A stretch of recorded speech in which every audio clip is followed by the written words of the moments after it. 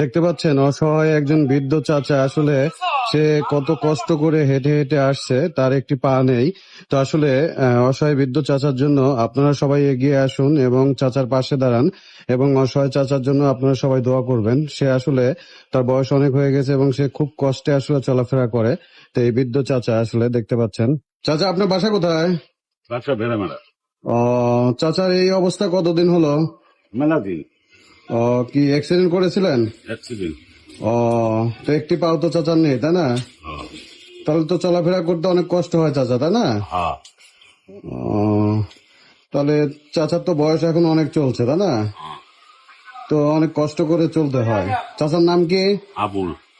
আবুল। চাচার ছেলে মেয়ে কয়জন? ছেলে পেলে ছেলে পেলে নাই? আরে কষ্ট, চাচার অনেক কষ্ট, আসলে ছেলে পেলে নাই। চাচা অনেক কষ্ট করে আসলে দেখেন তার জীবন পার করছে। তো আসুন আমরা সবাই মানবতার ডাকে মানবতার পাশে এসে চাচার পাশে দাঁড়াই এবং চাচার জন্য সবাই দোয়া করবেন। চাচা যেন আসলে সুস্থ এবং স্বাভাবিকভাবে জীবনযাপন করতে পারে, এই দোয়াই আসলে আপনাদের কাছে আমরা চাই। চাচার জন্য আপনারা সবাই দোয়া করবেন এবং চাচার পাশে এসে দাঁড়ান। চাচাকে আমি সাহায্য করছি, তো চাচার জন্য আসলে দোয়া করবেন। দেখতে পাচ্ছেন চাচা প্রতিবন্ধী একজন, তো চাচার একটি পা নেই। তো আসলে চাচাকে আমি সাহায্যের হাত বাড়িয়ে দিলাম। তো চাচার জন্য আপনারা সবাই পাশে এসে দাঁড়াবেন। তো এরকম প্রতিবন্ধী অসহায় একটা চাচাকে আমরা সবসময় সাহায্যের হাত বাড়িয়ে যাই এবং চাচার জন্য আমি আবারও বলছি আপনারা দোয়া করবেন এবং চাচা যেন সুস্থ স্বাভাবিক থাকে এবং চাচা যেন ভালো থাকতে পারে, এই দোয়াই আপনাদের কাছে চাই এবং মানবতার পাশে মানবতার ডাকে আপনারা সাড়া দিবেন এবং চাচার জন্য হলেও ভিডিওটা আপনারা শেয়ার করবেন এবং চাচার পাশে এসে দাঁড়াবেন। তো সবাই ভালো থাকবেন, সুস্থ থাকবেন। চাচা ভালো থাকবেন।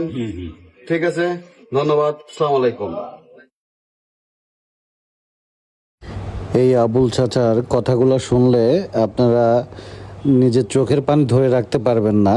তো আসলে তার জীবন কাহিনী তো আসলে শুনলেনই, আর কি নতুন করে আমি বলবো, বলার মতন আসলে ভাষা নেই। তো দেখতে পাচ্ছেন এখন সেগুলি আসলে কত খুঁড়িয়ে খুঁড়িয়ে চলাফেরা করে, কারণ তার একটি পা হারিয়েছে অনেক দিন আগে। আর পা হারানোর যন্ত্রণাটা আসলে একমাত্র সেই ব্যক্তিটাই বোঝে যে ব্যক্তিটার পা নেই। তো আসলে আমরা প্রত্যেকটা মানুষের পাশে এরকম দাঁড়ানোটা উচিত, কারণ অসহায় মানুষ যে কত কষ্টে তাদের দিন পার করে, যেটা আসলে আমরা ভাষায় বলে প্রকাশ করতে পারবো না। তো আপনারা আসলে এই আবুল চাচাকে না দেখলে বুঝতে পারতেন না যে সে কতটা প্রতিবন্ধী এবং কতটা অসহায়।